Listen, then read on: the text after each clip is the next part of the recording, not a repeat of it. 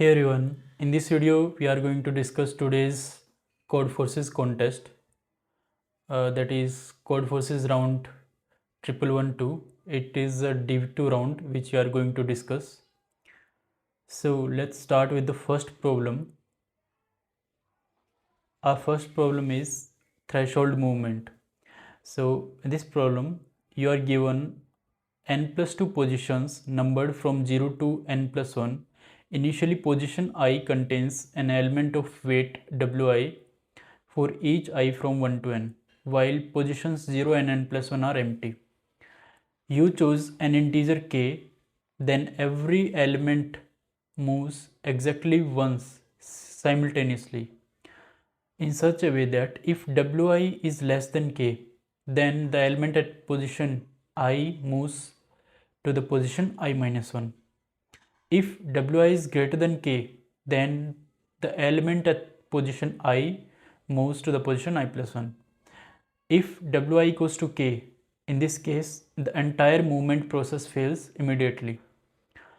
An integer k is perfect if the movement does not fail and upon completion, every position from 1 to n contains exactly one element. You need to determine whether a perfect integer k exists or not, right?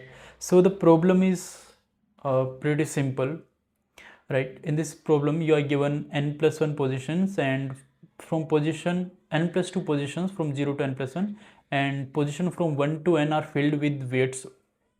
The ith is Wi. Okay, now you need to check if there exists a integer k such that after performing these operations, right, your final array should have filled positions from 1 to n, right? So you need to check if there exists a perfect integer k. Okay, so let's see, so let's check with the help of some examples. So let's take this sample test case.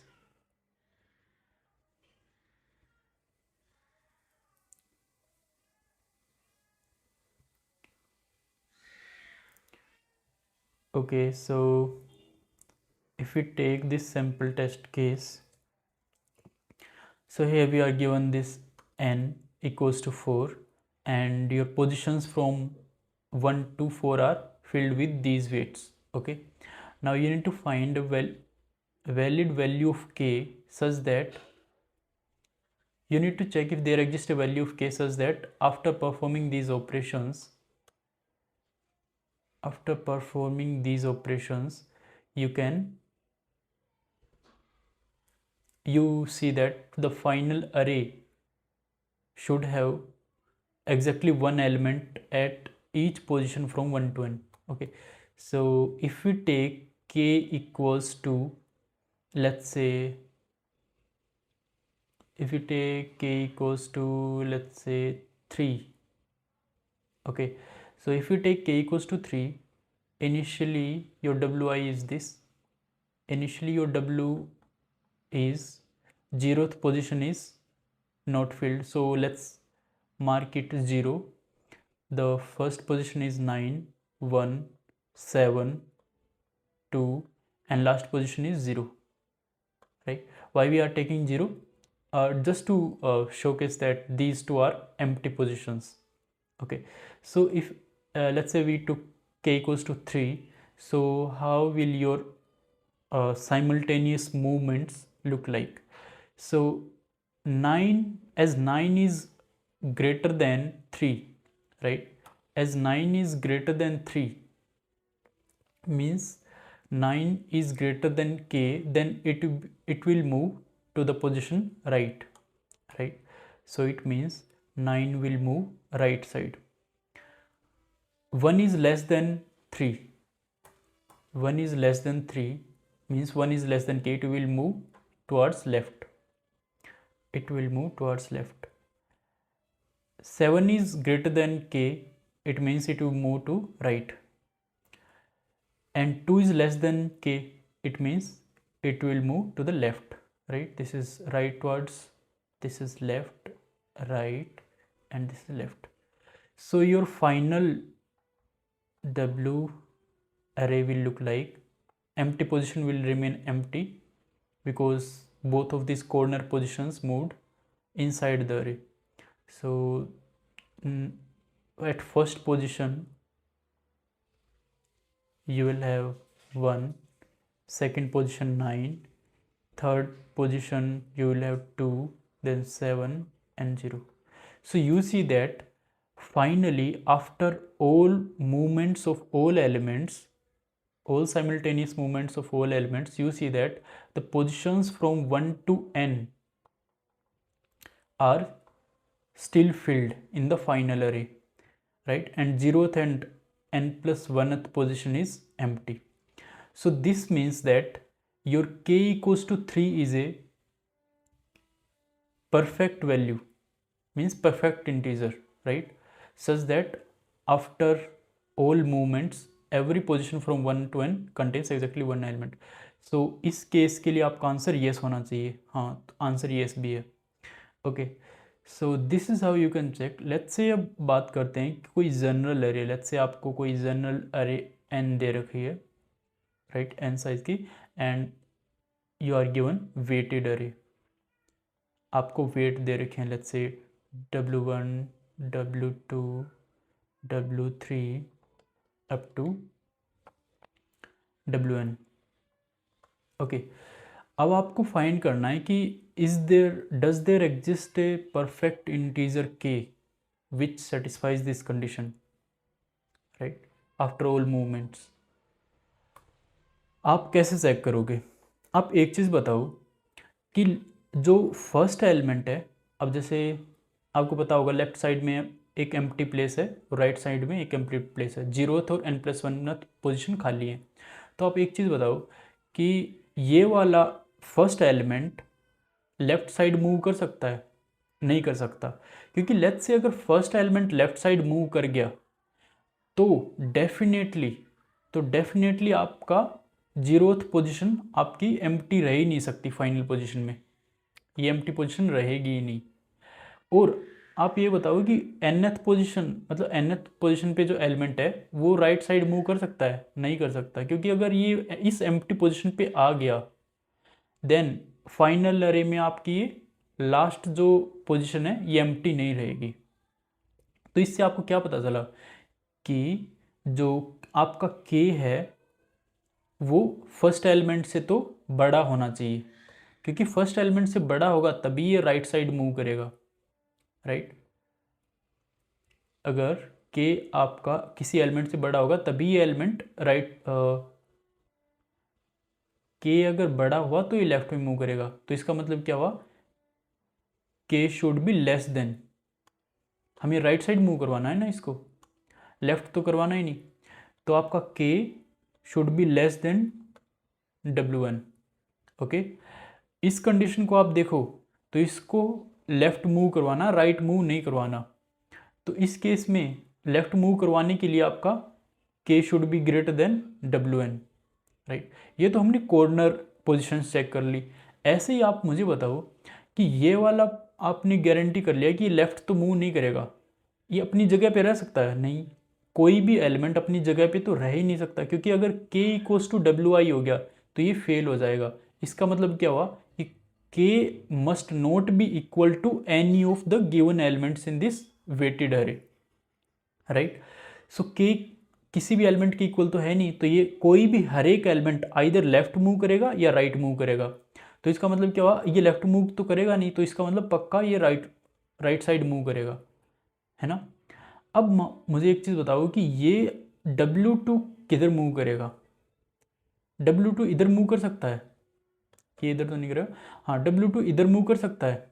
नहीं कर सकता, क्योंकि अगर मान लो W2 ने इधर move कर दिया तो ये जो फर्स्ट पोजीशन है ये खाली रह जाएगी, क्योंकि W1 तो इधर आ गया, W2 इधर आ गया और W3 इधर नहीं आ सकता, क्योंकि एक एलिमेंट सिर्फ एक ही पोजीशन मूव करेगा, राइट. सो इस केस में हमें पता लग गया कि ये तो राइट साइड तो नहीं जाएगा, तो पक्का इसको लेफ्ट ही आना पड़ेगा. अब आपको क्या पता लग गया कि हर एक कंसेक्यूटिव एलिमेंट्स है ना, वो आपस में एक्सचेंज करेंगे इस मूवमेंट के बाद, तभी ये फाइनल अरे हमारी 1 to n फील्ड होगी। तो आपका मूवमेंट इस तरीके का दिखेगा, ये एम्प्टी है, W1 W2 W3 and then your W4 up to Wn। अब ये जो मूवमेंट है ना, ये गारंटीड ऐसा ही होना चाहिए, अदरवाइज पॉसिबल ही नहीं है। W1 इधर मूव करना चाहिए, W2 इधर, W3 इधर मूव करना चाहिए, W4 left. Similarly Wn-1 right side move करना चाहिए, ये लेफ्ट साइड, और n+1 खाली रहनी चाहिए। अब आप पता लगा सकते हो इसके लिए k की वैल्यू क्या होनी चाहिए। इस पार्टिकुलर मूवमेंट को एनालाइज करो, इसके लिए क्या होनी चाहिए, W1 को आपको राइट साइड मूव करवाना है। राइट साइड मूव करने के लिए आपका k लेस देन Wi होना चाहिए, k लेस देन W1 होना चाहिए। k लेस देन W1 होगा तभी ये इधर मूव करेगा। और ये लेफ्ट मूव करवाना है तो k को W2 से बड़ा लेना पड़ेगा, है ना। ये कंडीशन होगी। दूसरी कंडीशन क्या है, दूसरी कंडीशन इसको एनालाइज करो, k should be less then W3, k should be greater then W4। And third similarly आगे आने वाले W6, k should be greater then W6, k should be less then W5। Okay, ऐसे ही आप चलते जाओगे and तक। जो लास्ट कंडीशन बनेगी वो क्या बनेगी कि आपका k should be greater than Wn and k should be less than Wn-1। And another thing to notice, आपके ये कंजिक्यूटिव पेयर बनने ही चाहिए, राइट। इसका मतलब क्या हुआ, n आपका इवन होना चाहिए, n should be even. Okay, n mod 2 equals to 0 means n should be even. अगर आपका n ओड है तो हमारा आंसर नो हो जाएगा, ऐसा पॉसिबल ही नहीं है। अदरवाइज हम ये वाली कंडीशंस चेक करेंगे तो आपकी ये कुछ कंडीशन बनेंगी, n/2 कंडीशंस बनेगी। तो इन n/2 कंडीशंस में से अगर एक भी पॉसिबल वैल्यू ऑफ k है तो आपका आंसर येस हो जाएगा, अदरवाइज नो। अब आप इसको तो सोल्व कर लोगे ना, ये तो कैसे होगा, सिंपल है ना। ये तो आपका k क्या बन गया, k should be less then and k should be less then maximum of all of this, maximum of W1 नहीं k इन सब से छोटा होना चाहिए, k इन सब से छोटा होना चाहिए, मतलब k should be less than minimum of W1 W3 W1 W3 W5 up to Wn-1 and k should be greater than maximum of, k इन सब से बड़ा होना चाहिए, तो मतलब k should be greater than maximum of W2 W4 similarly Wn। तो ये कंडीशन आपको चेक करनी है। तो इस कंडीशन के बाद k की जो रेंज आएगी, तो इस वैल्यू और इस वैल्यू के बीच में कोई भी एक इंटीजर एग्जिस्ट करता है तो आपका आंसर येस हो जाएगा, अदरवाइज आपका आंसर नो हो जाएगा। एक बार कोड भी देख लेते हैं। सो सिंपल हमने यही लॉजिक इम्प्लीमेंट किया इधर। क्या इम्प्लीमेंट किया है कि हमने अरे W को इनपुट ले लिया, देन अगर n ओड है तो हमारा आंसर नो हो जाएगा क्योंकि आप कंसेक्यूटिव पेयर बना ही नहीं पाओगे। अदरवाइज आप यही चीज़ चेक कर रहे हो इधर, maximum of k should be greater than maximum of these values and k should B minimum of these values. तो वही किया हमने, L और R एक रेंज ले लो। अब L को इनिशलाइज कर दो W1 से, R को इनिशलाइज कर दो W0 से। L को मैक्सिमाइज करते रहो लेफ्ट वैल्यू से और R को मिनिमाइज करते रहो राइट वैल्यू से, right. Okay, eight the end आप चेक कर लोगे कि R और L के बीच में कोई भी एक इंटीजर एग्जिस्ट करता है तो आपका आंसर येस हो जाएगा, अदरवाइज आपका आंसर नो हो जाएगा। So this is it for this problem. Let's move to the next problem, that is B, string construction. So in this problem you are given two integers n and k. Construct a binary string s of length n such that the following conditions hold. First condition is the absolute difference between the number of characters 0 and the number of characters 1 in s is at most 1. Okay, and second condition is there are exactly k pairs of adjacent equal characters in s. Formally, there are exactly k indices I satisfying Si equals to Si plus 1 or determine that no such string exist. So problem statement तो काफ़ी simple है. आपको दो integers दे रखे हैं n and k. अब आपको करना क्या है कि आपको एक बाइनरी स्ट्रिंग कंस्ट्रक्ट करनी है ऑफ लेंथ n, और इस बाइनरी स्ट्रिंग को आप इस तरीके से कंस्ट्रक्ट करोगे सच दैट ये दो कंडीशंस आपकी सेटिस्फाई होनी चाहिए. पहली कंडीशन है कि 0 और 1 के नंबर है ना, 0 और 1 के काउंट में मैक्सिमम 1 का डिफरेंस होना चाहिए. मतलब the absolute difference between count of 0 and count of 1 must be 1, right, at most 1 होना चाहिए. दूसरी कंडीशन क्या है कि there are exactly k pairs of adjacent equal characters, है ना. तो आपकी जो फाइनल स्ट्रिंग होगी जो आप कंस्ट्रक्ट करोगे उसमें के पेयर्स होनी चाहिए such that those pairs of adjacent equal characters should be there in S. So एक एग्जाम्पल देख लेते हैं. 5 फर्स्ट सैम्पल टेस्ट केस. अच्छा, तो इसमें क्या है कि आपकी n की वैल्यू है 5, value of n is 5, value of k is 2. अब आपको 5 लेंथ की स्ट्रिंग कंस्ट्रक्ट करनी है, तो आप मुझे बता सकते हो total number of count of 0 कितना होगा. काउंट ऑफ 0, मान लो आप 0 को ज़्यादा लेके या फिर 1 को ज़्यादा लेके चल रहे हो. काउंट ऑफ 1 कितना होगा आपको रखना होगा. काउंट ऑफ 1 आपको 3 रख सकते हो, काउंट ऑफ 0 2 रख सकते हो, या फिर वाइस वर्सा. आप काउंट ऑफ 0 को 3 रख लो या काउंट ऑफ 1 को 2 रख लो, राइट. मतलब टोटल काउंट तो आपका 5 ही होना चाहिए obviously, and difference absolute difference आपका एटमोस्ट 1 हो सकता है. अगर मान लो n इक्वल्स टू 4 होता तो एग्जैक्टली इक्वल होना चाहिए था count of odd and count of 0 and count of 1. क्यों? क्योंकि अगर इक्वल के अलावा आप जो भी वैल्यू लोगे उसमें डिफरेंस आपका ग्रेटर देन 1 ही आएगा. ओड के केस में डिफरेंस एग्जैक्टली 1 आएगा. तो आपको किसी एक को 2 लेना है, किसी एक को 3. ओके, सो लेट्स से आप, अब आपको ये तो पता चल गया कि काउंट ऑफ 1 आप इतने ले सकते हो, काउंट ऑफ 0 इतने ले सकते हो, और आपके जो एडजेसेंट इक्वल हैं, एडजेसेंट इक्वल एलिमेंट्स वो आपके पेयर होने चाहिए, 2 होने चाहिए. तो आप ऐसे में एक ये वाली स्ट्रिंग कंस्ट्रक्ट कर सकते हो. For example 1 0 1 1 0. ओके, हो गया ना. आपके पास 2 होने चाहिए पेयर ऐसे, राइट. सो 2 होने के लिए आप क्या करोगे, इस 0 को लास्ट में शिफ्ट कर दो, नहीं इधर शिफ्ट कर दो. तो आपके पास अब ये अच्छे से बन गया. इसको अच्छे से लिख देते हैं. तो आपकी वैलिड एक स्ट्रिंग ये हो गई. ये जो स्ट्रिंग है ना, ये दोनों कंडीशन सेटिस्फाई करती है. क्या कि जो difference between count of 1 and count of 0 must be at most 1, और the number of consecutive pairs of equal characters that is this and this, this and this. ये आपका टोटल 2 होना चाहिए. ओके, सो ये हमारी एक वैलिड स्ट्रिंग हो गई, है ना. तो अब मुझे बताओ कि एक जनरल एरे, ऑब्वियसली इस पर कंस्टेंट तो काफ़ी हाई होना चाहिए. हाँ, 10⁵ है, तो ये एक्सपेक्ट कर रहा है लीनियर में सोल्व करने के लिए. तो आप एक general given n and k के लिए कैसे सोल्व करोगे मुझे बताओ. इसको सोल्व करने के लिए हम क्या करेंगे ना कि लेट्स से ऐसे आप कंस्ट्रक्ट कर करके देखोगे कुछ कुछ वैल्यूज़, तो आपको पता लगेगा कि हम maximum number of, let's say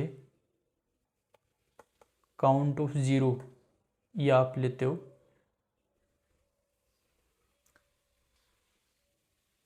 आप ये बताओ कि आपको k इक्वल पेयर चाहिए, राइट. k इक्वल पेयर चाहिए ना, तो हम क्या करें ना, इन k इक्वल पेयर को हम डिवाइड करेंगे. We will try to divide it equally, right, between 0 and 1. So आप काउंट ऑफ 0 कितने चाहिए, काउंट ऑफ 0 कितने चाहिए आपके k/2 पेयर बनाने के लिए. k/2 पेयर बनाने के लिए कितने जीरो चाहिए, k/2 + 1, क्योंकि लेट्स से अगर आपको 2 पेयर बनाने हैं तो आपकी उसके लिए आपको 3 कंजिक्यूटिव जीरो चाहिएंगे, राइट, 3 कंजिक्यूटिव जीरो चाहिए, क्योंकि इसी से आपके 2 पेयर बन गए, एक ये हो गया, एक ये कंजिक्यूटिव, राइट। लेट्स से आपको अगर 4 बनाने होते तो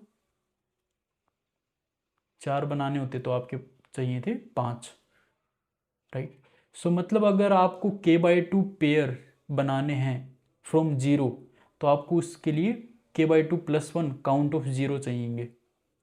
काउंट ऑफ 1 कितने चाहिएंगे अब जो भी जितने भी पेयर बच गए, कितने पेयर बच गए, k+1 / 2, इतने पेयर बच गए ना बनाने।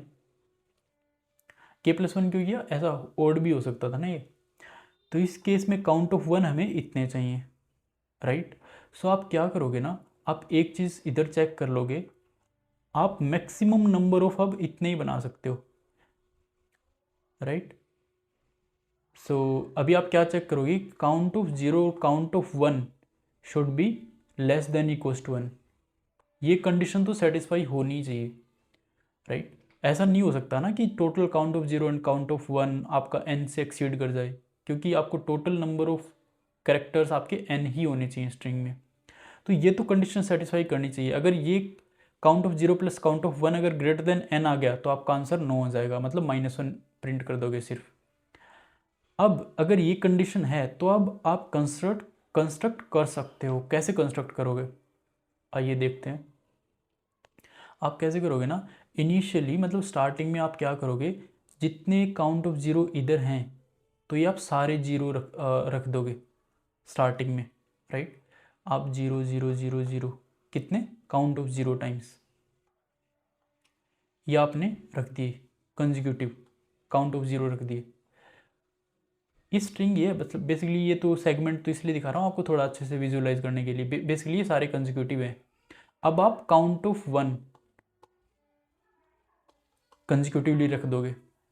अब आप जितने भी बचे हुए नंबर्स हो गए ना, राइट, ऐसा भी हो सकता है ना कि count of zero plus count of 1 less than n हुआ, तो जितने रिमेनिंग होंगे, रिमेनिंग कितने होंगे, n minus count of zero minus count of 1। अब ये r नंबर ऑफ करेक्टर्स होंगे, या आप ऐसे कर दोगे असाइन, कैसे, 1 है तो 0 रख दो, 1 0 1 0 1 0 1 अप टू r, ये r करेक्टर्स आप ऐसे रख दोगे। अब ये हमने ऐसा क्यों किया, क्योंकि हम नहीं चाहते कि और ज़्यादा कंजिक्यूटिव पेयर आपके बने, 1 0 डिफरेंट हैं, ये सारे कंजिक्यूटिव डिफरेंट ही होंगे अब, okay. So this is how we can greedily construct this string. So let's see the code also.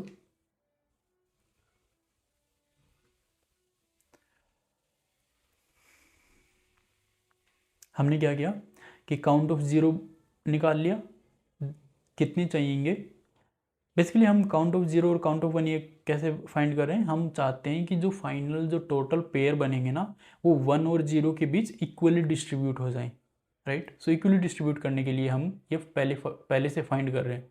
तो काउंट ऑफ जीरो कितने चाहिएंगे k/2 पेयर्स बनाने के लिए, k/2 + 1, k+1/2 पेयर्स बनाने के लिए काउंट ऑफ 1 कितने चाहिएंगे, k+1/2 + 1। अगर ये वैल्यू n से ज़्यादा है तो आप -1 प्रिंट कर दो, पॉसिबल नहीं होगा, अदरवाइज आप 0 प्रिंट कर दो पहले, count of zero, count of 1 times आप 1 प्रिंट कर दो, अब आप आगे 0 1 0 1 प्रिंट करते रहो, ये आपका आंसर हो जाएगा, okay. This was it for this problem. Now let's move to the third problem, rank subsequence. So in this problem you are given n elements arranged in a line numbered from 1 to n from left to right, okay. Now you may delete any number of elements, possibly none, the remaining elements from a subsequence and keep their relative order. The remaining elements form a subsequence and keep their relative order. Let the length of the subsequence be m. If the element with the original index I becomes the jth element of the subsequence j, then define its left rank as j and right rank as m minus j plus 1. For each element you are given two integers, ये range दे रखी है आपको, है ना, हर एक element के आपके लिए 2 रेंज दे रखी हैं। इसका मतलब क्या है कि ith element is valid in A subsequence of length m if and only if when it copies position j in that subsequence both of the following hold। क्या कि इसकी left rank should not lie in this range, right rank should not lie in this range. A subsequence is valid if every element remaining in it is valid. Find the maximum possible length of a valid subsequence. The answer may be 0. Okay. So problem आपको समझ में आ गई? अगर नहीं समझ में आई तो मैं एक बार दोबारा से रीअटरेट कर देता हूँ। प्रॉब्लम में आपको एक सीक्वेंस दे रखा है नंबर्ड फ्रॉम 1 to n। पहली वैल्यू आपकी 1 है, सेकंड वैल्यू 2 है, 3 है, 4 है, अप टू n है, राइट। एक लाइन में अरेंज करके आपको सीक्वेंस दे रखा है। अब आपको क्या करना है कि इसमें से कुछ वैल्यूज़ को आप डिलीट कर दो, राइट। अब जो बचेगा ना, जो सब सीक्वेंस बचेगा after deleting some values from this sequence, आपका जो सब सीक्वेंस बचेगा वो वैलिड होना चाहिए। आप उस सब सीक्वेंस को वैलिड कब बोलोगे? जब उसका हर एक एलिमेंट वैलिड होगा। अब आप किसी एक एलिमेंट को वैलिड कैसे बोलोगे? उसके लिए ये कंडीशन है क्या कि जो वैल्यू है, जो बची हुई वैल्यू है, हर एक वैल्यू शुड बी वैलिड। इसका मतलब उस वैल्यू का जो लेफ्ट रैंक होगा वो इसमें लाई नहीं करना चाहिए। ये हमें क्वेश्चन में दे रखा है ना।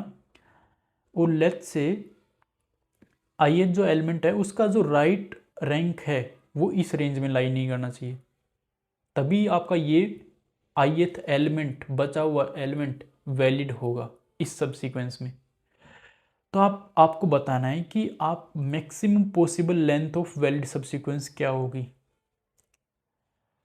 ओके, आपके कंस्टेंट हैं 10 to power 5 × 10 to power 3, सो मतलब n² चल जाएगा इधर।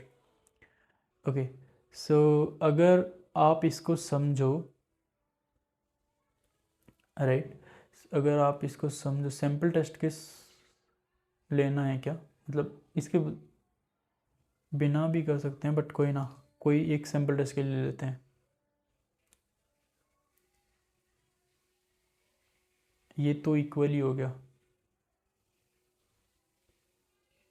लेट्स से ये लेते हैं, ये भी इक्वल ही होगा, मतलब सारी सेटिस्फाई हो जाएंगे। कौन सा लें? ये वाला ले लेते हैं सैम्पल टेस्ट केस।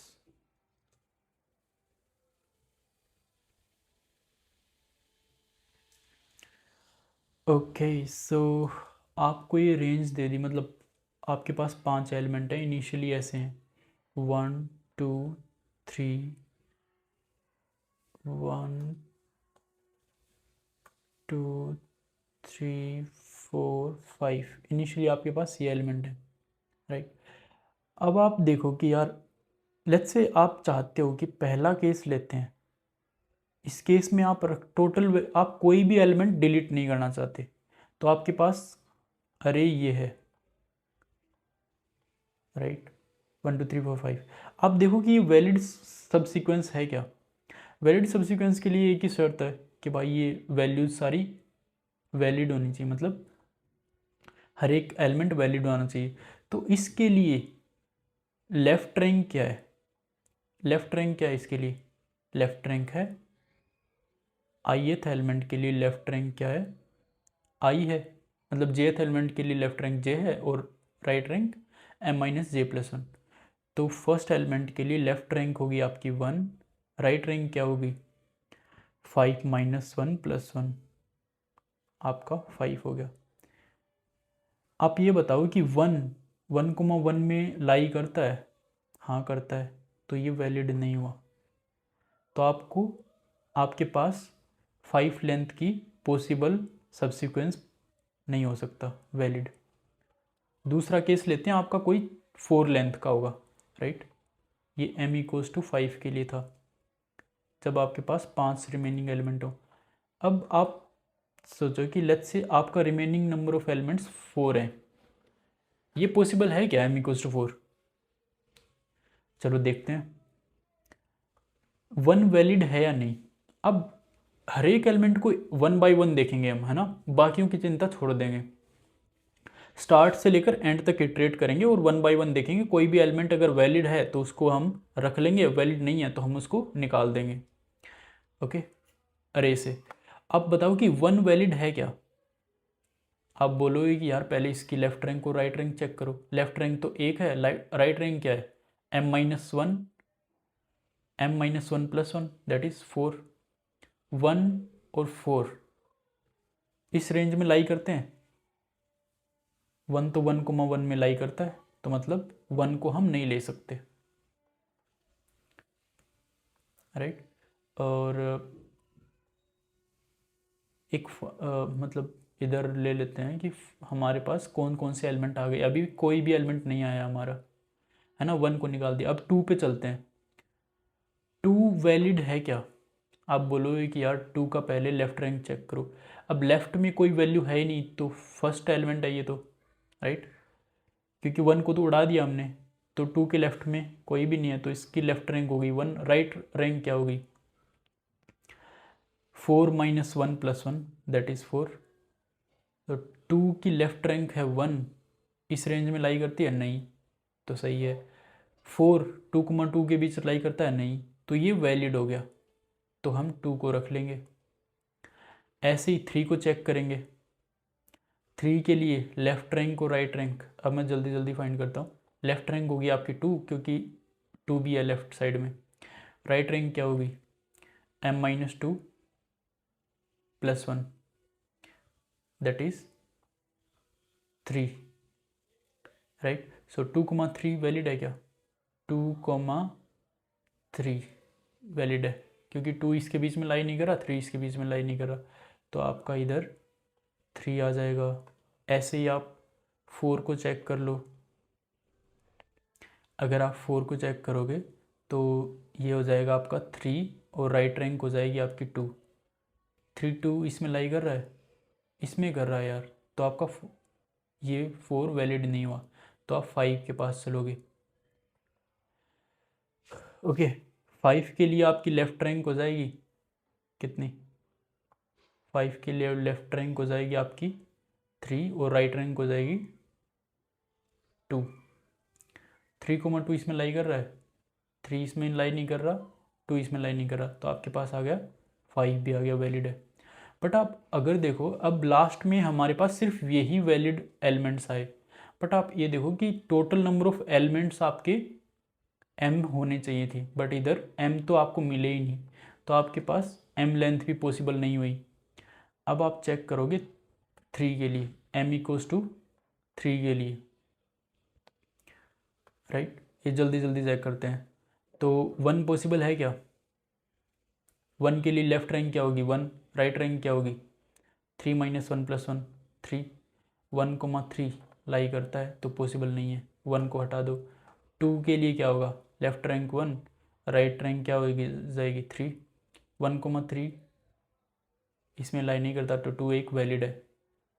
आ जाओ 3 पर, 3 के लिए लेफ्ट रैंक हो जाएगी 2, राइट रैंक हो जाएगी 2, 2,2 लाई करता है इसमें, नहीं करता, तो 3 एक आपका वैलिड हो गया। 4 4 के लिए लेफ्ट रैंक हो जाएगी 3, राइट रैंक हो जाएगी 1, 4 के लिए 3 1 लाई करता है, हाँ 4 के लिए 3 लेफ्ट रैंक इस रेंज के बीच में है, तो 4 एक वैलिड नहीं है। 5 पे आते हैं, लेफ्ट रैंक हो जाएगी 3, राइट रैंक 1, 3 1 इसके बीच में आता है नहीं, तो 5 एक आपका वैलिड हो गया। ओके, सो फाइनली आपको m = 3 एक इंटीजर m = 3 आपका एक वैलिड सब्सीक्वेंस मिल गया, मतलब कि आपका 3 लेंथ का वैलिड सब्सीक्वेंस मिल गया, जो कि फाइनली 1 1 एंड 4 को उड़ाने के बाद जो सब्सीक्वेंस बचा ये वैलिड है, तो इसके लिए आपका आंसर 3 हो जाएगा, इसके लिए आपका आंसर 3 हो जाएगा। Okay, and this is also correct. अब आप मुझे बताओ जल्दी से इसको इम्प्लीमेंट कैसे करेंगे। आप बोलोगे कि भाई इम्प्लीमेंट तो यही करेंगे जो हमने एल्गोरिदम अभी फॉलो करी है, हमें एक हमारे पास ये क्या है n है और ये सीक्वेंस है, तो हम क्या करेंगे हर एक लेंथ पर इटरेट कर लेंगे। हम क्या करेंगे 4 m equals to n, okay, और m greater than 0, m minus minus. आप हर एक m के लिए चेक करोगे फ्रॉम लार्जेस्ट टू स्मॉलेस्ट, और आप इधर चेक करोगे, क्या चेक करोगे कि m पॉसिबल है या नहीं। m पॉसिबल है, इसके लिए कैसे आप चेक करोगे कि m पॉसिबल है या नहीं, वो तो ऐसे ही चेक करोगे जो हमने इधर तामझाम किया है। क्या किया है कि अगर आपको चेक करना है कि m पॉसिबल है या नहीं, तो इसके लिए क्या करोगे, आप लेफ्ट से राइट में इटरेट करोगे, right, for i equals to 1 to i less than equals to n और i प्लस प्लस।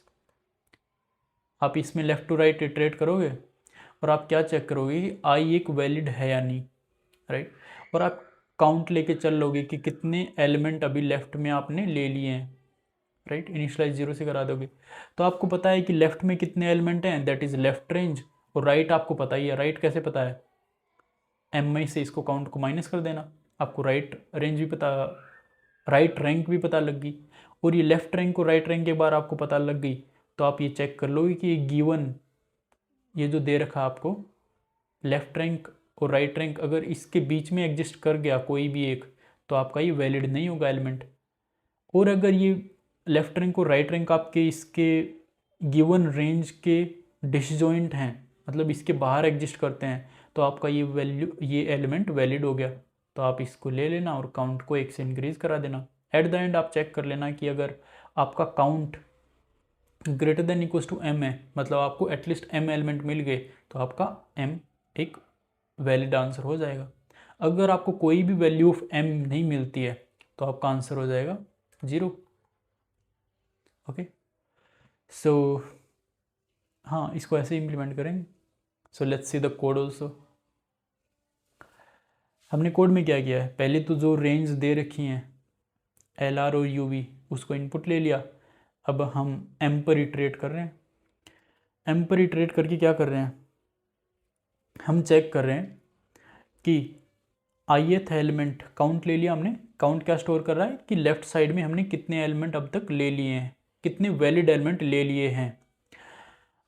तो हम ith एलिमेंट को चेक करेंगे, इसकी लेफ्ट रैंक क्या होगी, count plus 1, okay, right rank क्या होगी, m माइनस काउंट, और आपने LR UV की वैल्यूज गेट कर ली इस अबव इनपुट रेंज से, जो रेंज आपको इनपुट में दे रखा था, राइट। अब आप चेक कर लो कि लेफ्ट रैंक अगर greater than equals to L है, या फिर left rank less than equals to R है। बेसिकली अगर लेफ्ट रैंक L और R के बीच में लाई करती है, तो आप कंटिन्यू कर लोगे, मतलब कि ये वाला एलिमेंट आपका वैलिड नहीं है। दूसरा केस भी चेक कर लोगे कि अगर आपका राइट रैंक U और V के बीच में लाई करता है, तो भी आपका वैलिड नहीं है, कंटिन्यू करा दोगे।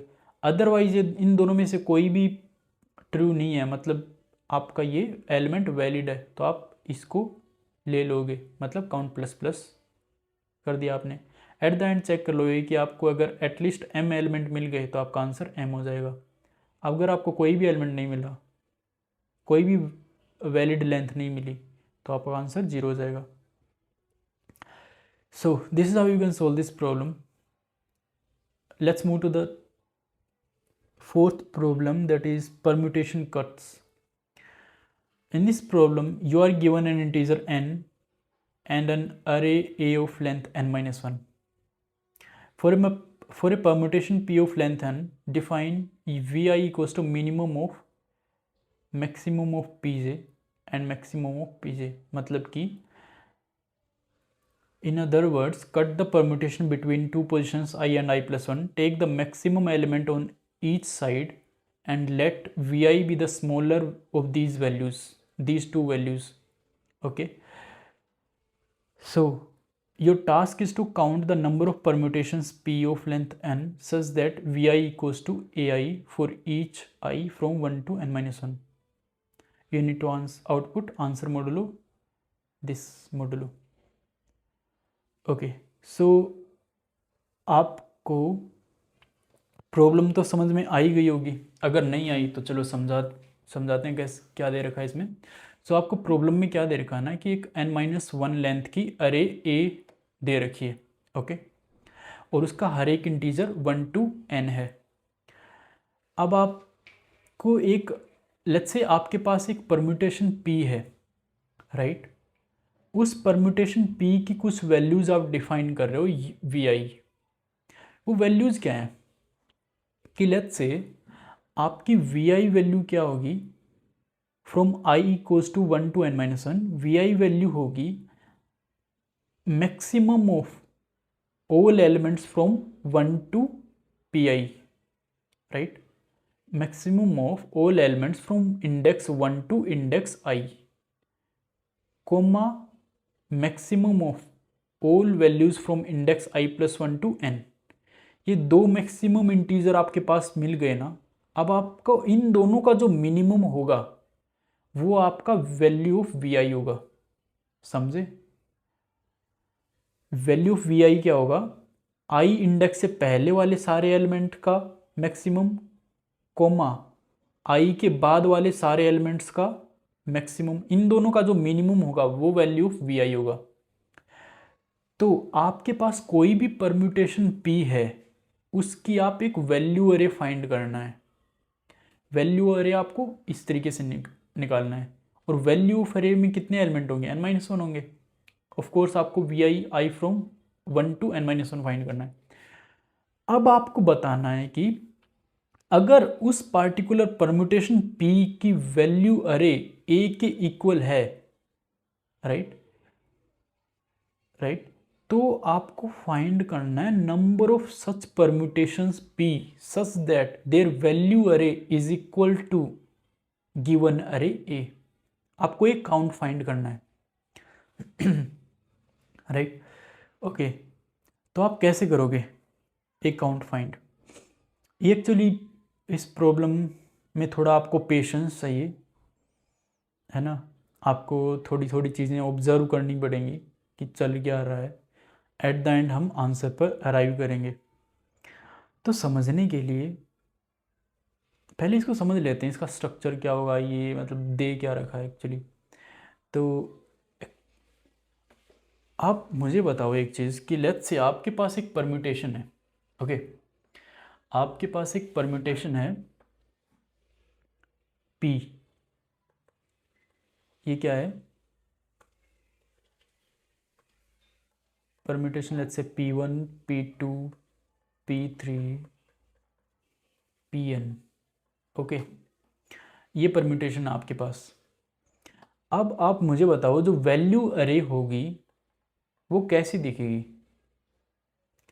वैल्यू अरे जो होगी ना, आप इसको ऑब्जर्व करो कि पहले तो लेट्स से आपका कोई मैक्सिमम एलिमेंट होगा। Maximum element in this permutation कौन सा होगा? आप मैक्सिमम वैल्यू बता सकते हो इस परम्यूटेशन में क्या होगी? आप बोलोगे कि हाँ n होगी। भाई इस परम्यूटेशन में 1 to n एलिमेंट्स हैं, ऑल डिस्टिंक्ट एलिमेंट्स, तो मैक्सिमम वैल्यू क्या होगी? n। अब वो मान लेते हैं कि वो Pi है, Pi इक्वल्स टू n है, मतलब ith इंडेक्स पर आपकी मैक्सिमम वैल्यू है, राइट? अब आप क्या ऑब्जर्व करोगे ना कि इससे पहले I से पहले जितने भी एलिमेंट्स होंगे, I से पहले जितने भी एलिमेंट्स होंगे उधर आपका VI क्या होगा? VJ। लेट्स से VJ क्या होगा? VJ होगा maximum of P1 P2 PJ where J is less than I, okay?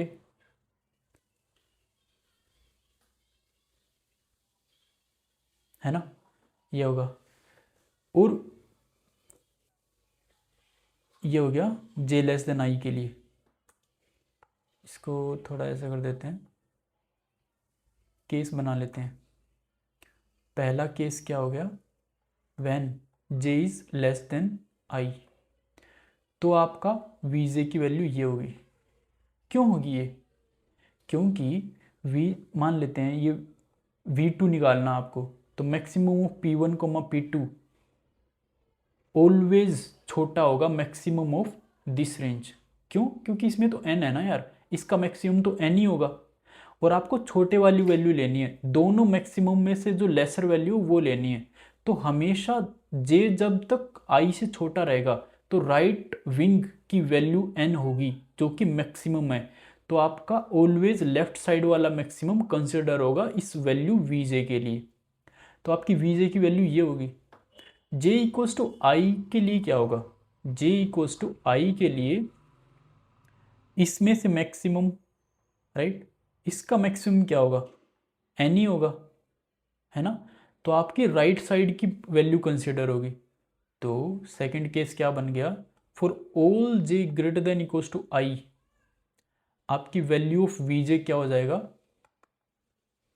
अब चूंकि आई से आ गया, मतलब जे ग्रेटर देन इक्वल्स टू आई आ गया, तो मतलब इसकी मैक्सिमम वैल्यू क्या होगी लेफ्ट विंग की, इसकी एन होगी ना, क्योंकि अब एन लेफ्ट विंग में आ गया है।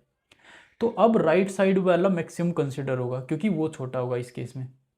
ये हो जाएगा maximum of P J plus one up to P N. Okay, तो आपको वैल्यूज पता लग गई। अब आप मुझे एक चीज बताओ कि आई तक जो वैल्यू अरे है उसका ग्राफ कैसा दिखेगा। वैल्यू अरे का ग्राफ कैसा दिखेगा, ये ऐसा दिखेगा। पहले तो बढ़ेगा, राइट, आई तक पहले तो बढ़ेगा, राइट, ऐसा कुछ रहेगा, बढ़ेगा, हो सकता है इक्वल हो, कुछ टाइम तक बढ़ेगा, फिर इक्वल हो, बढ़ेगा, इक्वल हो, बढ़ेगा, इक्वल हो, ऐसा कुछ रहेगा आई तक। आई के बाद क्या होगा ना, आई के बाद आप देखो ऐसा दिखेगा आपको, घटेगा, इक्वल होगा, घटेगा, इक्वल होगा, घटेगा, इक्वल होगा, घटेगा, ऐसा दिखेगा आपको ग्राफ। सो वी का ग्राफ आपको ऐसा दिखेगा, मतलब इसमें एग्जैक्टली एक लोकल मैक्सिमा होगा जो कि आई पर होगा, राइट। आई क्या था हमारा, आई था where value of P I equals to N. समझ गए। आपको ऐसा ग्राफ दिखेगा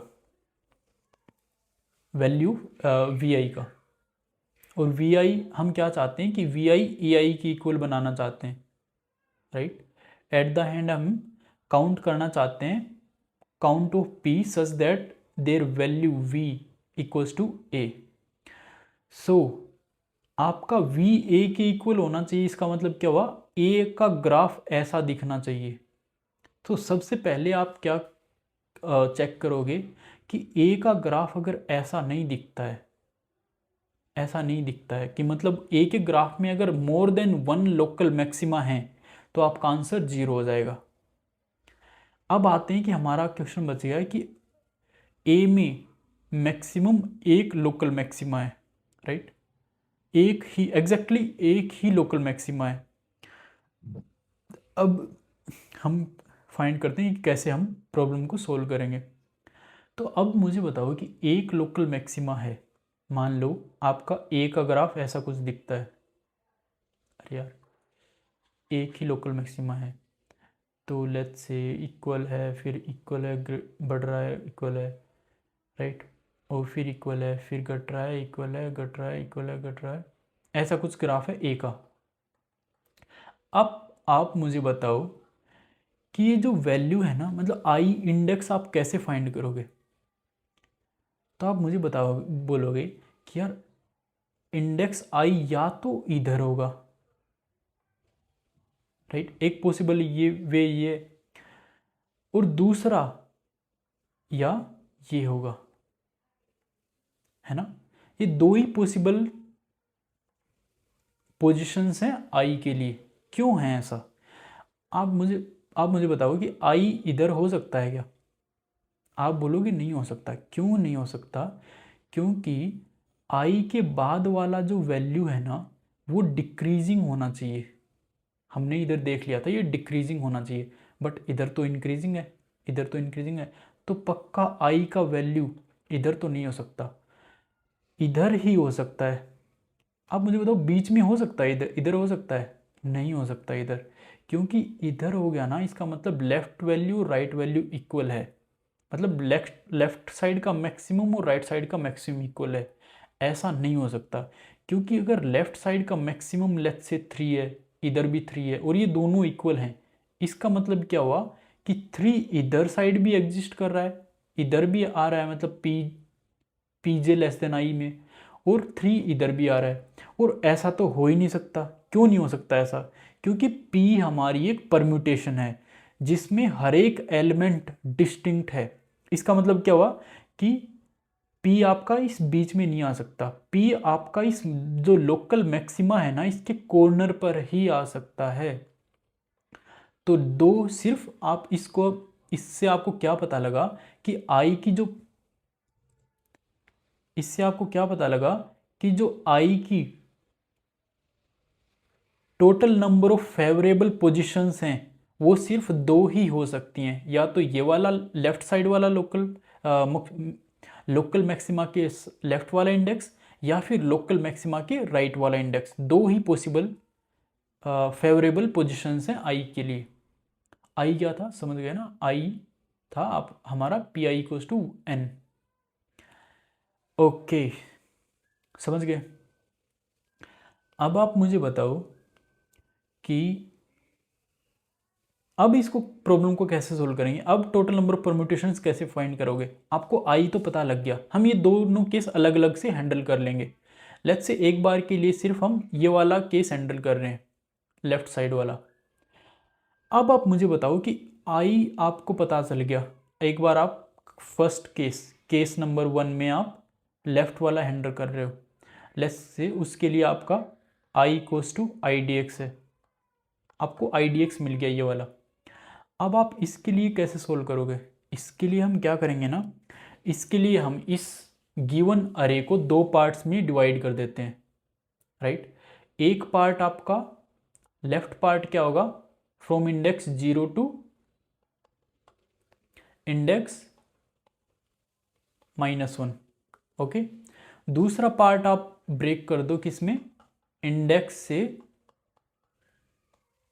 n-1 में, ओके, n-2 में, क्योंकि साइज ऑफ ए n-1 है, राइट। आपने इस अरे ए को दो पार्ट में डिवाइड कर दिया, इन दो पार्ट में ए को, from 0 to index -1, index to n-2। अब आपको total number of valid p find करनी है, वैलिड परम्यूटेशंस फाइंड करनी है satisfying these two parts, right, satisfying these two parts, which means ultimately satisfying this array A। अब आप ये कैसे फाइंड करोगे? अब इसका भी आंसर सिंपल है। आप एक बार के लिए फर्स्ट मतलब ए की पार्ट को सोचो कि लेट्स से आपका लेफ्ट जो पार्ट है ना इसका ग्राफ एक बार देखो कि लेट्स से इसका ग्राफ अगर इधर ऐसा है, फिर increasing constant then increasing constant then increasing ऐसा है, तो आप क्या करोगे ना, आपके जो लेफ्ट पार्ट में डिस्टिंक्ट वैल्यूज़ कौन कौन सी होंगी आप गारंटी बता सकते हो? ये इंडेक्स हैं सारे, है ना, ये एक पार्टिकुलर इंडेक्स है, ये भी इंडेक्स है, ये भी इंडेक्स है। तो आप किस इंडेक्स की वैल्यू आप गारंटीड बता सकते हो कि इस इंडेक्स की वैल्यू तो यही होगी? आप बोलोगे कि हाँ फर्स्ट इंडेक्स की वैल्यू तो यही वाली होगी। क्यों? क्योंकि भाई वैल्यू स्टार्ट ही इधर से हो रही है, पहले ही इंडेक्स का मैक्सिमम तो ये खुद ही होगा। अब क्योंकि सेकंड एलिमेंट इससे बड़ा है तो इसकी ये भी वैल्यू फिक्स होगी। अब ये दोनों वैल्यूज इक्वल हैं तो ज़रूरी नहीं है ये वाली वैल्यू फिक्स इसके इक्वल ही होगी। क्यों? लेट्स से ये 1 है आपका, ये 3 है, ये 3 है, राइट। सो आपका ये वैल्यू फिक्स नहीं हो सकती, ये कुछ भी हो सकता है, कुछ भी कितना, ये आपके 2 भी हो सकता है, 3 भी हो सकता है, 1 भी हो सकता है। बट इस केस में 1 और 3 नहीं होगा क्योंकि 1 और 3 ऑलरेडी आ गया। बट आपको सिंपलिसिटी के लिए बता रहा हूँ कि इधर कौन कौन सी वैल्यूज़ आ सकती हैं, इधर वो सारी वैल्यूज़ आ सकती हैं जो ऑलरेडी पिक नहीं की गई हैं और उनकी value less than equals to 3 है, राइट। अब ये क्योंकि इससे बड़ा है तो ये वाली वैल्यू फिक्स हो गई, लेट्स से इसको 4 बोल देते हैं। ये इक्वल है, लेट्स से 4 है, तो इस इधर कौन कौन सी वैल्यूज़ आ सकती हैं लेस देन इक्वल्स टू 4, इधर भी फिक्स होगा, इधर सारी वैल्यूज़ आ जाएंगी जो इसकी लेस देन इक्वल्स टू होंगी, इधर भी फिक्स हो गया। समझ तो रहे हो ना, मतलब ये ग्राफ से मैं क्या समझाना चाह रहा हूँ कि जहाँ भी आपको डिफरेंस दिखे दो कंसेक्यूटिव इंटीजर्स में, मतलब एक वैल्यू बढ़ रही है तो इसका मतलब ये वाली पक्का वैल्यू उस अरे में एग्जिस्ट कर रही होगी, परम्यूटेशन में एग्जिस्ट कर रही होगी। जहाँ भी इक्वल आता है तो हम गारंटी नहीं कर सकते, तब हम बोलें कि सारी वैल्यूज़ हो सकती हैं जो कि लेस देन इक्वल टू इसके हैं। क्योंकि भाई हम at the end A I क्या है, ए आई है maximum of all P J such that J belongs to 1 to I। Okay, so अब हमें पता चल गया कि जो फिक्स वाली वैल्यू है ना उसको अलग से निकाल लो, और जो बच गई ना उनको अब हमें फिल करना है। उनको कैसे फिल करोगे, उनको भी ऐसे ही करेंगे हम। क्या करेंगे ना, ऐसे ही आप राइट साइड का, जैसे राइट साइड का ग्राफ कैसा दिखेगा आपका, ऐसा कुछ दिखेगा।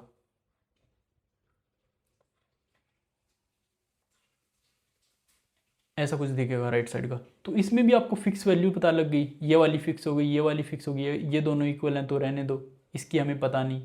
ये फिक्स हो गया, ये पता नहीं, ये फिक्स हो गया, ये पता नहीं। ऐसे बहुत सारे, इधर एक और इंडेक्स है तो ये भी नहीं पता। तो ऐसे आपको जो भी फिक्स वैल्यू है ना वो पता कर लो लेफ्ट और राइट से, और उसको एक सेट में डाल दो, राइट। और कोई भी वैल्यू अगर इसमें कॉमन आ रही है, इधर और इधर लेफ्ट और राइट विंग में अगर कोई भी वैल्यू कॉमन आ रही है तो आपका आंसर 0 हो जाएगा, क्योंकि permutation eight the and permutation है ना यार, सारी वैल्यूज डिस्टिंक्ट ही होनी चाहिए। ठीक है भाई, अब आपके पास लेफ्ट और राइट विंग में, लेफ्ट और राइट विंग में आपके कुछ कुछ इंडिसेस बच गए जिनकी वैल्यू फिक्स नहीं है। कौन कौन से, जिनकी कोरस्पॉन्डिंग वैल्यू इक्वल थी। तो जैसे ये आपके कुछ, अब ये जो इंडिसेस है ना इनको आप फिल करोगे। इनको कैसे फिल करोगे, इनको आप 2 पॉइंटर्स अप्रोच से फिल करोगे। क्या करोगे, आप लेफ्ट साइड से एक आई पॉइंटर ले लो, उसको फर्स्ट इंडेक्स से स्टार्ट कर लो। अब जे साइड से भी एक इंडेक्स ले लो, n-3 से स्टार्ट कर दो, मतलब लास्ट वाला तो ऑफकोर्स फिक्स ही होगा ना, इससे स्टार्ट कर लो। अब आप चेक करो कि आई और जे अगर दोनों अनफिल्ड हैं, आई और जे दोनों अनफिल्ड हैं, अनफिल्ड का मतलब क्या हुआ कि अगर फिल्ड कोई वैल्यू फिल्ड है, इसका मतलब क्या हुआ, वो उधर उसका कर्व स्टीप आएगा, मतलब कि लेफ्ट वैल्यू जो होगी वो नॉट इक्वल होगी। और अगर दोनों इक्वल है, लेफ्ट और लेफ्ट के इक्वल है ये वैल्यू, तो मतलब ये अनफिल्ड है ये वाली। तो जो अगर आई और जे अनफिल्ड हैं तो हम क्या चेक करेंगे कि अगर value of I, A of I अगर less than A of J है तो हम आईएथ को पहले फिल कर देंगे कि जितने elements, remaining elements A of I से छोटे हैं या बराबर हैं, less than equal to A of I हैं, जितने रिमेनिंग एलिमेंट जो भी फिल नहीं किए हैं वो सारे इधर रख सकते हैं, राइट। ऐसे ही हम अगर A of J less than A of I है तो ऐसे ही सारे एलिमेंट्स जो less than equal to A of J हैं वो इधर जे की जगह रख सकते हैं, राइट। और हम एक आंसर वेरिएबल मेंटेन करके चल लेंगे, राइट। सो अभी के लिए मान लो A of I less than A of J है, तो आपके लिए टोटल नंबर ऑफ वेज कितना हो गया, आंसर आप मल्टीप्लाई करते जाओगे इसको, आप आंसर को मल्टीप्लाई कर दोगे किससे, काउंट से। काउंट क्या है, count is your number of values less than equal to A I which are not filled, right. अगर A J less than A आई होता तो हम ए जे के लिए फिल कर देते, इन काउंट से मल्टीप्लाई कर देते। काउंट क्या है, number of values less than equal to A J which are unfilled. और आप आई को इंक्रीमेंट कर दोगे, अगर ए आई लेस देन ए जे है, या otherwise A J less than A I है तो जे को इंक्रीमेंट कर दोगे, ओके।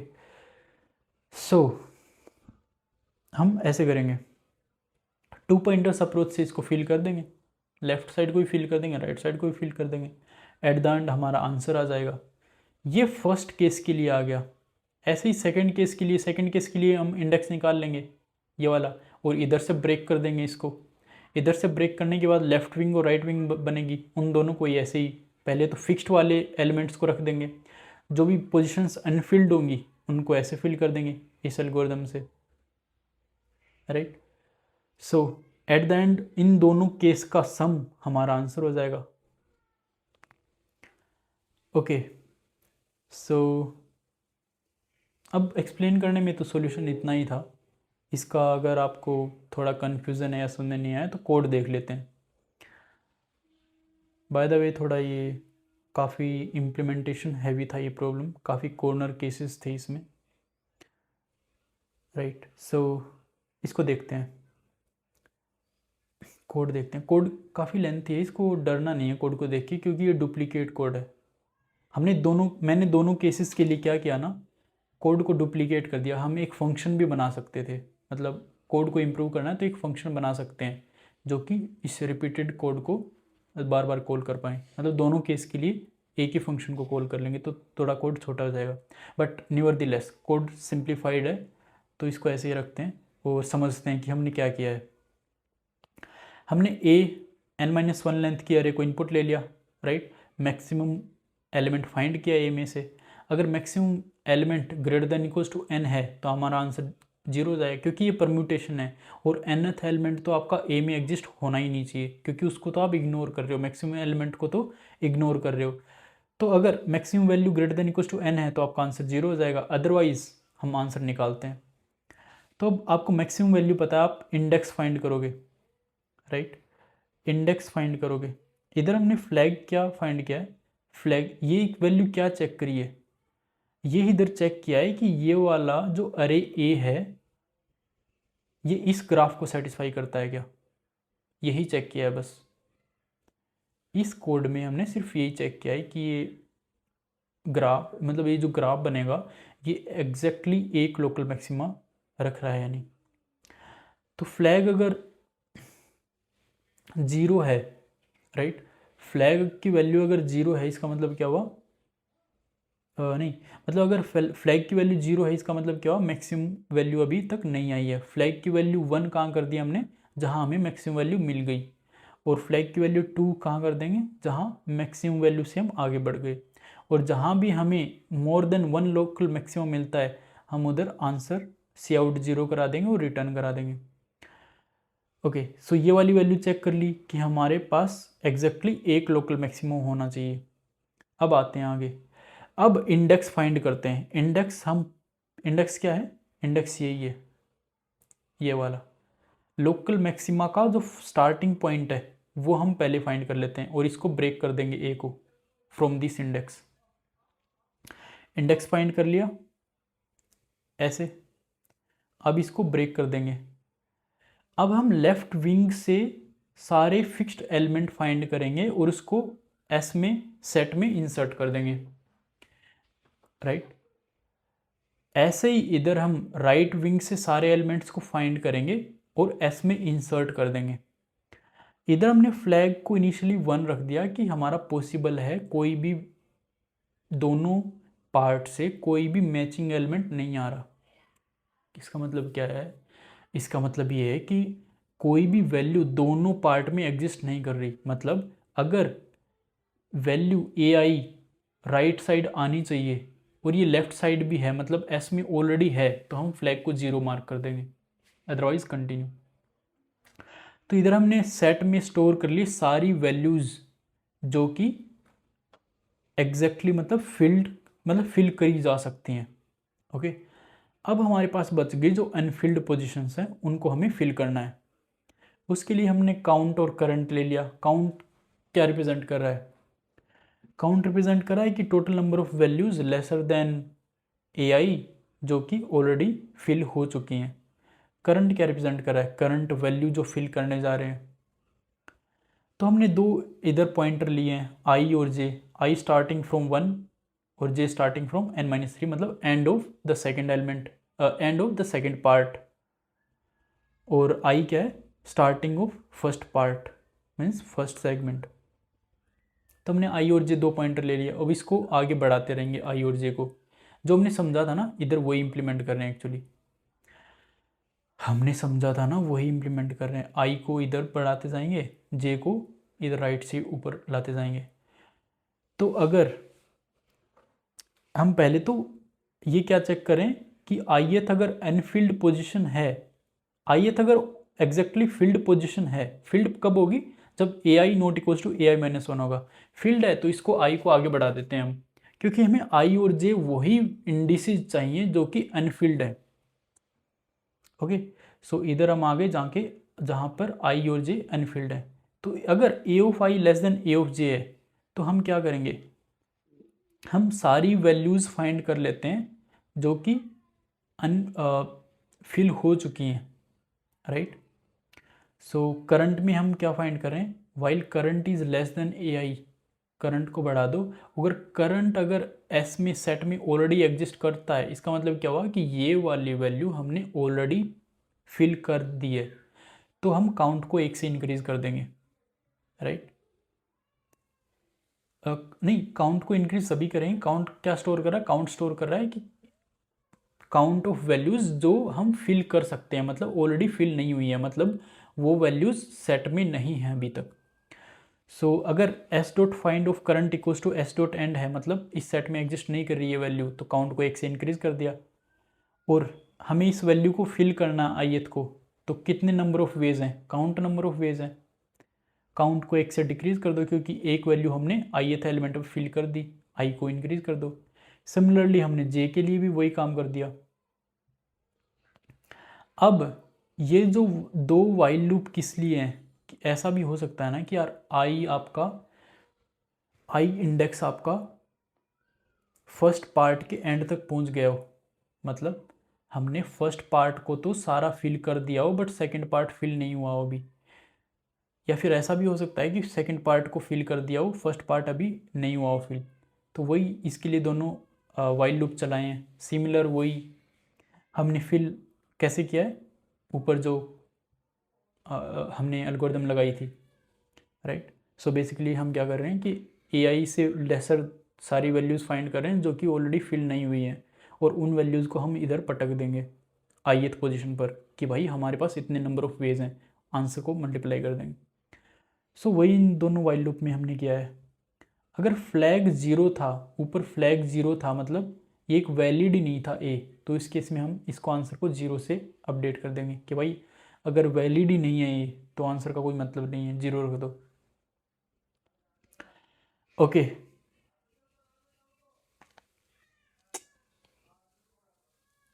ये हमारा आंसर हो गया। आंसर अब हमारे पास आ गया। ये आंसर क्या रिप्रेजेंट कर रहा है, आंसर रिप्रेजेंट कर रहा है लेफ्ट। जब हमने फर्स्ट केस के लिए आपका हमारा आंसर आ गया, फर्स्ट केस के लिए आंसर आ गया है हमारा when I equals to I D X था। अब सेकंड केस के लिए आप क्या आंसर फाइंड करोगे, आप इंडेक्स को ये कंसिडर करोगे और इधर से आप ब्रेक कर दोगे इस ए को। इसके लिए भी सिमिलर ही आप आंसर फाइंड कर लोगे। ये कॉपी पेस्ट ही किया है कोड मैंने, बस आई को इंक्रीमेंट कर दिया। और जो आंसर राइट मतलब जो सेकंड केस के लिए आंसर है वो आंसर 1 में स्टोर कर रहा हूँ मैं, राइट। एट द एंड अगर फ्लैग 0 मतलब अरे वैलिड ही नहीं थी, तो हम आंसर को 0 कर देंगे, आंसर 1 को 0 कर देंगे, राइट। और एट द एंड हमारा आंसर क्या हो जाएगा, आंसर ऑफ लेफ्ट मतलब answer of first case plus answer of second case, दोनों का सम कर देंगे हम, और आंसर को प्रिंट कर दिया। Okay, so this was it for this problem, यही सॉल्यूशन है। So I hope you got the solutions of first 4 problems of these today's code forces round 112. So this is it for this video. If you have any doubts, you can comment, and let's meet in the next video. Until then, have a nice day. Thank you.